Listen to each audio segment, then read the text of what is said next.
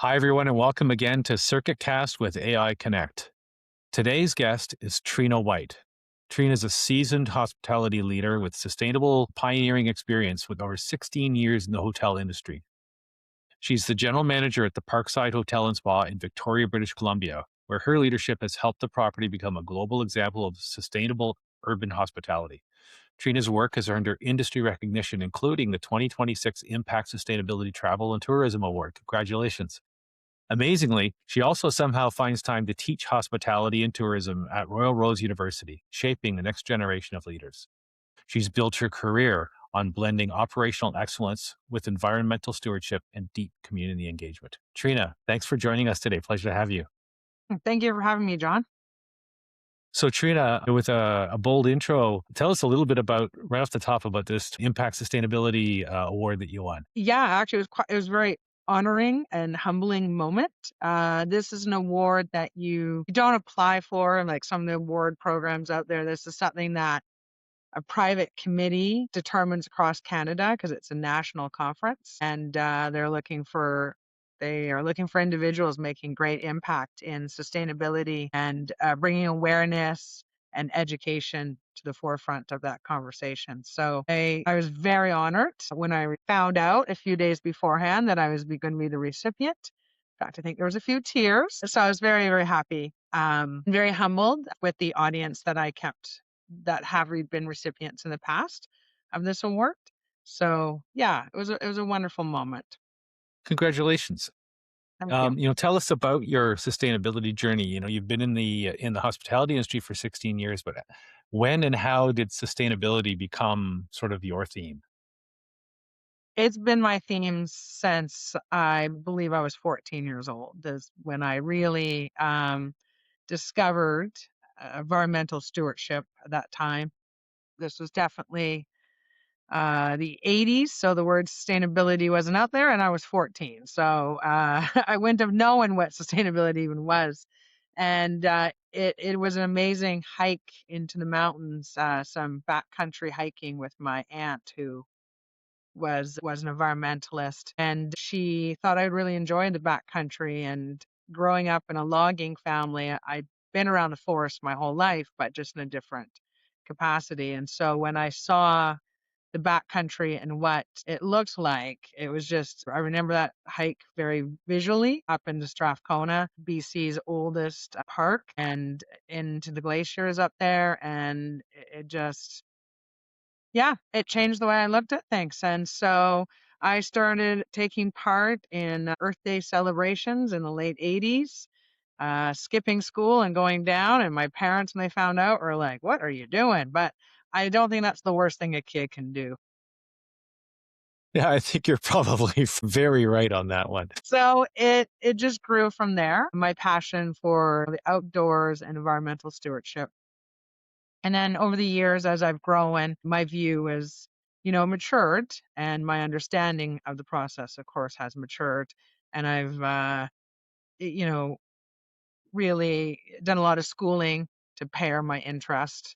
And so I have my master's at Royal Roads in tourism and sustainability management. And yeah, found my place.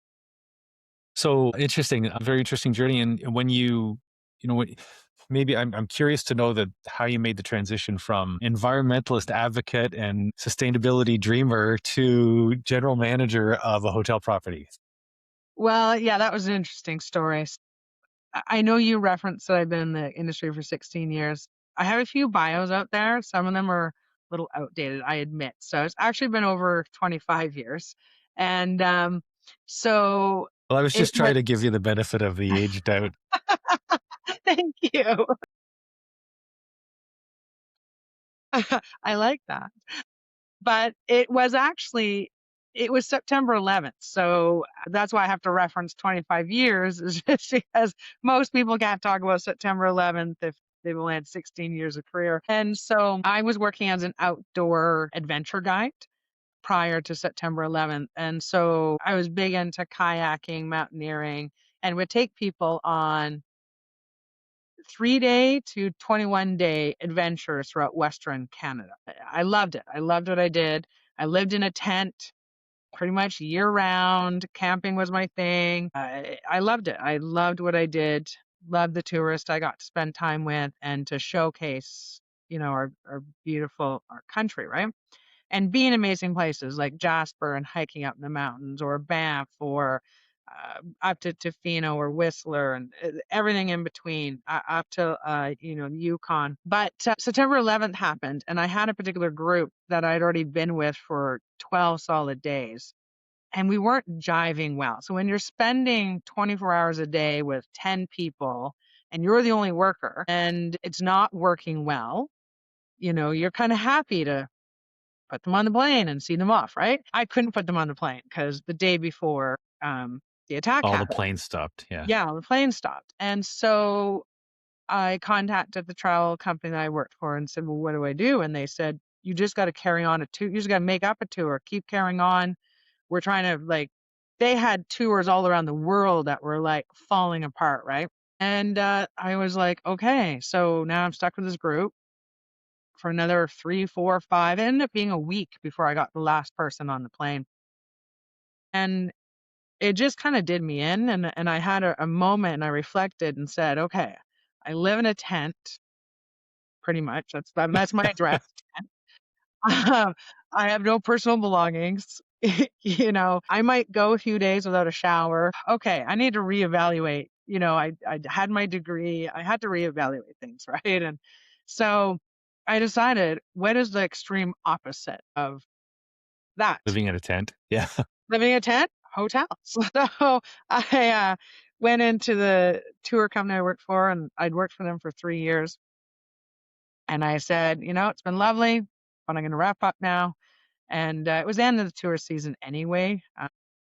September, October was kind of the end. So I packed a van and drove to Calgary and got in with Delta Hotels. And then as I started to work for hotels, started to realize where I could bring in that environmental passion into a business setting and really formulate now that new journey that I've been on since. And yeah, and it was very short time into being with Delta Hotels. I believe only like the second year with Delta that I said to myself, I want to be a general manager. And so by the age of 28, I was a general manager. Wow. So, um, that's a pretty big step. Tell us a little bit about when you began to try to wake the hotels and the hotel community that you were working with up to the idea of sustainability, environmental impact control, and so forth. What was that like? Were they already on that path? Were they resistant to it? How'd that go? Well, the earlier years were honestly, like in those earlier years working with different hotel corporations, was about very simple, like just can we get recycling it? It was a very basic, and it was really focused on just that particular property or maybe that chain that I worked for. And it was very basics. Well, when I look back now, right, to where we are as even a society, right? So it wasn't until I started at the Parkside Hotel and Spa, where I'm currently been at for 16 years. I started here in 2009 when it opened. And it was kind of here where I started to push the boundaries of traditional business practices. That's where the real conversation began, and how did my peers take my recommendation. It was not widely received positively in the beginning, but I think it was the lack of just I'm not sure for people what I was trying to convey and how that would impact their business and their business model or their financial returns. And so in those earlier years, there was a lot of just conversation, general, non-threatening, of course, and educational pieces brought forward. And the area that I always focused on when talking with other general managers and other peers to me in the industry or other associations is we need to regulate ourselves, which is what businesses want to do. Businesses love to regulate themselves. They do not want government intervention. They don't want somebody else telling them how to be Right. regulated. Yeah. So either start regulating ourselves and bring it to this level, or you're going to have government step in and start to dictate. And of course, government is going to do it a way we won't want it done because it's not, they don't understand our industry. They don't understand the people we work with or the guests and how, the dynamics of tourism and hospitality. And so that's really where I kept focusing.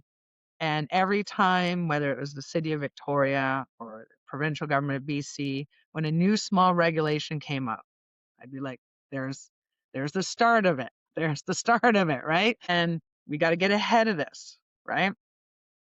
So we are now, as an industry, I think we still have a lot more opportunity and growth, absolutely. But we're now at the table with government having conversation together. And so I think that's very positive. And, I was a small part of that, trying to bring hotels to the forefront of that conversation. Right. So that's where my focus has been. But yeah, no, when I first brought it up, I got dubbed green girl, earth girl. And you know, I'm a female general manager who at that point was probably 38 years old, maybe 40.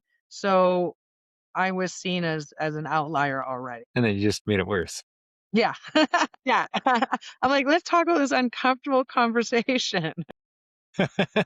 But, I'm really proud of, seeing conferences like the Impact Conference and seeing at traditional tourism and hospitality conferences the subject of sustainability and regenerative, which is where I really want to see the conversation move to next, is regenerative. That is still, it's now there. It's now a standard staple in all of these big programmings. And so that's exciting.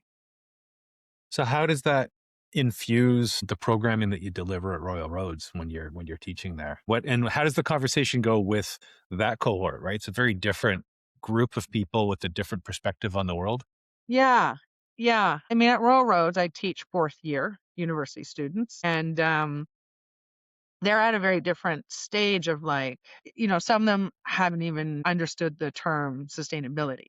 Right. And so it's coming in and showing them some amazing businesses around the world, what they're doing, but also really for them to understand why. Why are these businesses making these huge investments, from Patagonia and Ben and Jerry's to many other great companies? Why are they investing this kind of money and making these shifts, right? And so we really talk a lot about not just about climate change and the impacts, but also, social impacts. Who's most vulnerable in this system, right? We look at the big picture and then look at demographics. You look to our younger adults, and I mean, they're very passionate about, and I learn all the time from my younger staff. Oh, that's out, this is in, and how to say something, right? Politically correct and keep myself on my toes, right? So they're very dialed in. And so it's very exciting. And then showcasing, like I said, these great businesses and what they're doing and sending them off saying like, you are one of the first. I've been teaching sustainability for about 11 years now. And so it's relatively a new discipline. And so these people are entering the workforce with a type of schooling that myself and prior generations never received, right? So they're going to be able to educate the businesses they go into. And that's my goal, is if they can take some passion and some understanding and apply that to whatever business they go to work for, amazing. Yeah. It's probably, wouldn't you say, also true that some of the pioneering work that you and people like you have done have made that business community more able to hear those messages when those young people arrive with that education under their belt? Yes. Oh, yes, absolutely. Like, you're now seeing businesses that, didn't have a green team before or sustainability committee, and they get one employee who joins, total different department, but has that understanding and passion and interest. And you're seeing that percolate now to being a regular business practice of having a committee or having somebody even off the corner of their desk, even silo, but really getting into it, right? And yeah, So you touched on it earlier, and maybe we can talk about it a bit again, and that is the perception, right or wrong, that sustainability comes at a cost. Uh, and from a business bottom line perspective. Um, so maybe talk a little bit about that, and where I'm interested in particular is when you think about, I mean, some of the brand names you mentioned are wonderful brand names, but they're also very large, right? I mean, not everybody is Patagonia. So what happens when you're, a smaller, maybe a mom and pop, a one man show, if you will? How do you support sustainability as part of your operating? yeah.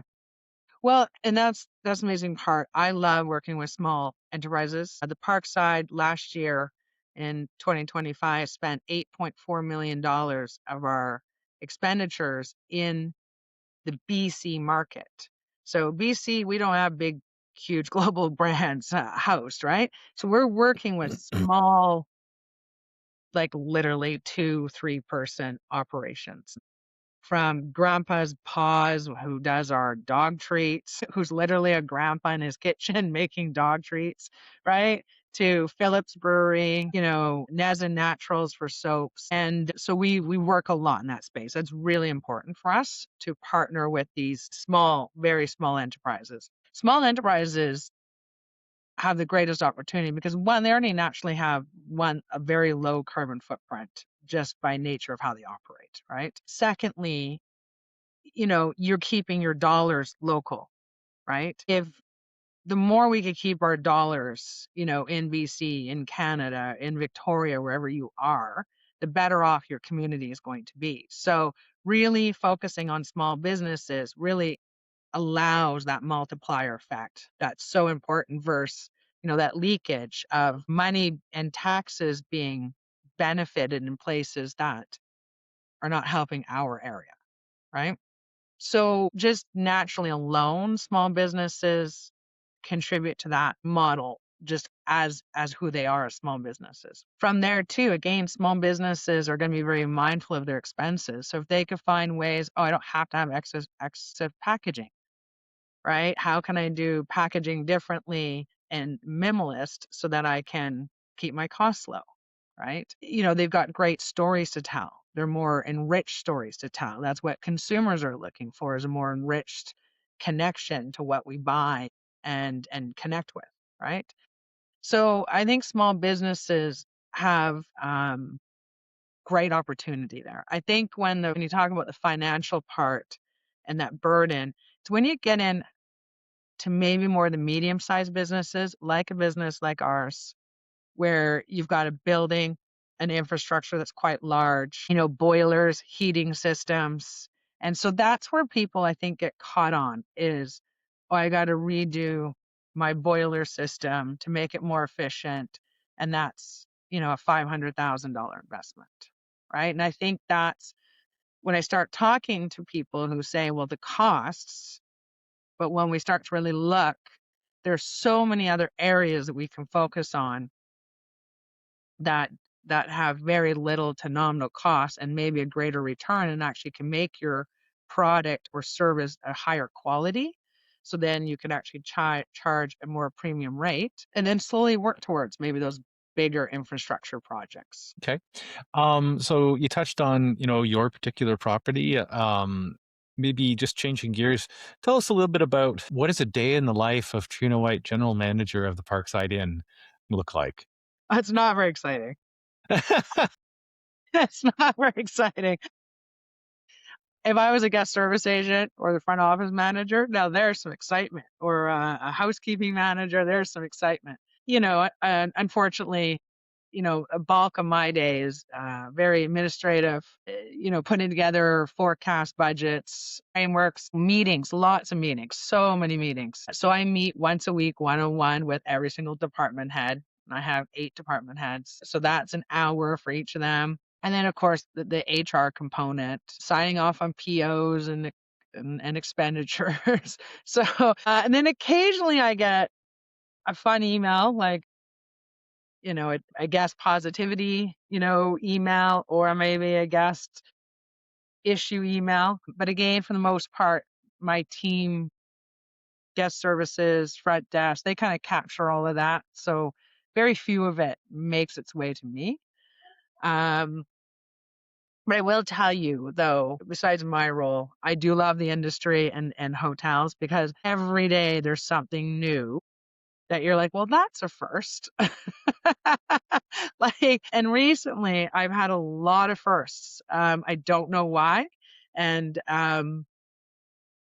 is kind of funny. But you might have like a funny story of a guest does something and you're like, well, that's odd. Why would they have done that and cause this kind of damage, right? And from putting their shoes into our washing machine, because we got washing machines in each guest room, and then having the washing machine like flood and explode, and the guest is like, I didn't think about that. And I'm like, well, would you put your shoes in a washing machine at home? Like, why would you do it in a machine you don't know? Right? And so you kind of get these weird, or you're dealing with maybe a staff member with issues or concerns. Hotels are the place that it's like a hospital. You get to know people, really know people, right? And there's some funny things that we do as humans, right? And so because it's everybody's temporary home, you do some weird stuff.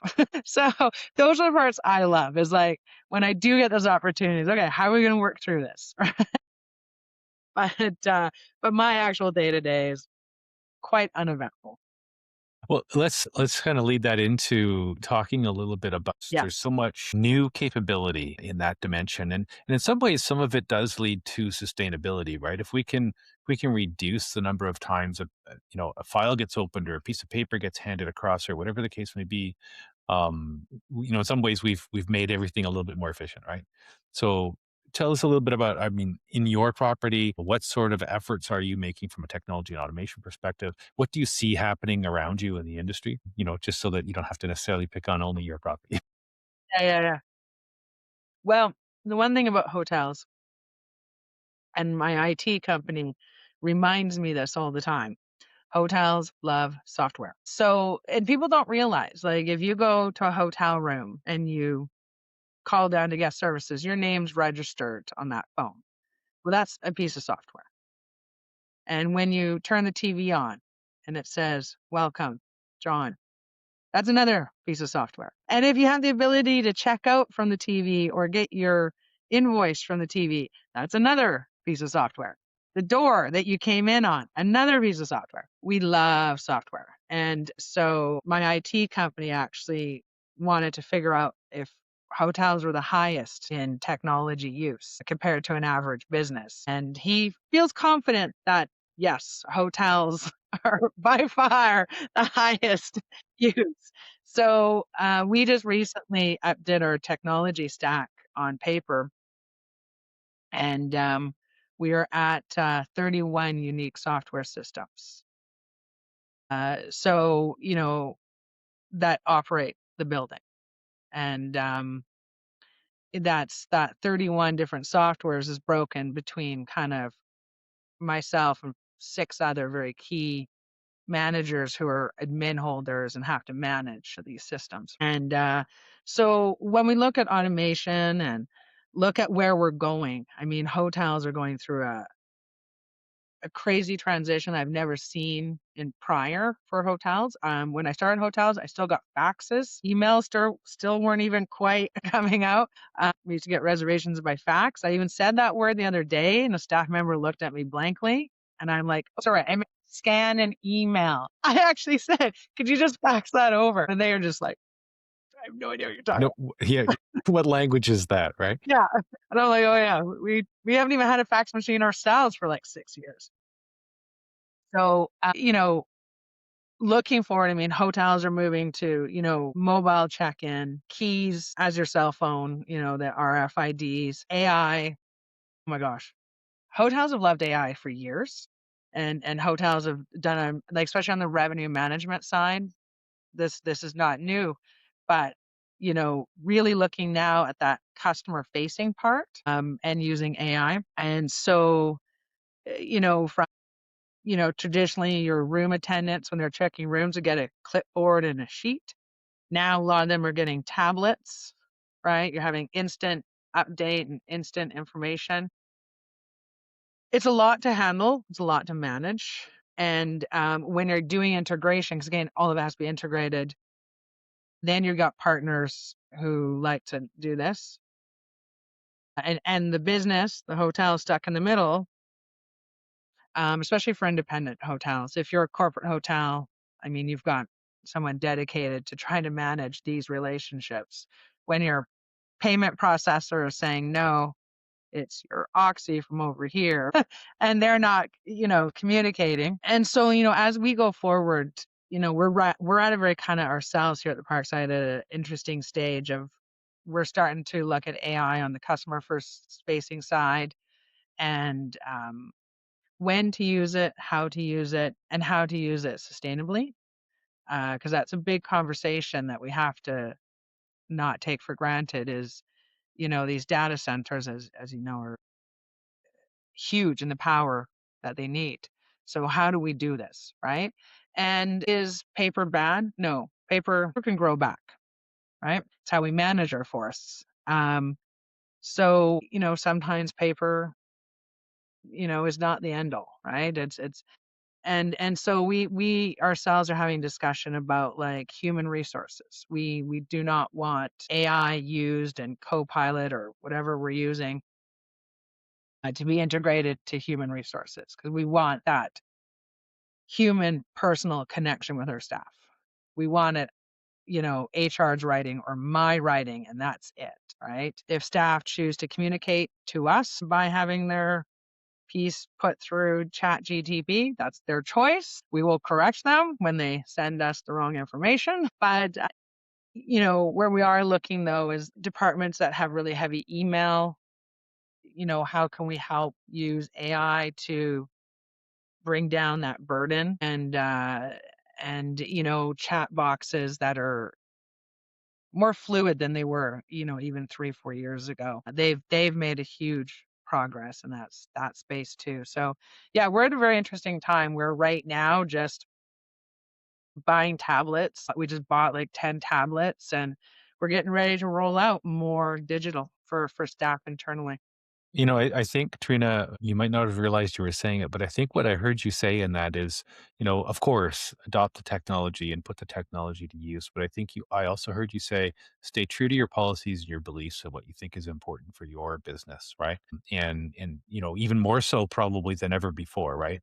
If to your point, if your HR communication, you feel it's important to your business and the way you operate your business, that stays a human interface, keep it a human interface, right? Yeah. So, Yeah. yeah, I Yeah. think And that's wonderful. that's important to identify that, right? Yeah. I also too, I keep checking out the robots. I'm so excited about a robot and I want a vacuum robot. That's my goal in the next 2 years to get a vacuum robot. Because I do see the future of hotels really automating the repetition tasks. And so, vacuuming, mopping, even folding laundry, ironing, this can all be done, right? And then upskilling your staff where, yeah, they're now doing other cleaning tasks that we know it cannot be robotic. And they also have a little fleet of little vacuums that they oversee, right? Yeah, So yeah, yeah, for sure. Trina, it's been wonderful chatting with you. So again, you're with the Parkside Inn, right? You're in Victoria, British Columbia. yeah, the Parkside Hotel and Spa in Victoria, British Columbia. Yes. Tell us a little bit about what's special about the Parkside. Well, when I talk to people and say, the Parkside Hotel in Victoria, and they say, "Well, can you describe it?" And I say, "It's the place with the koi fish in the ponds." And I feel like almost every BC resident seems to know that hotel.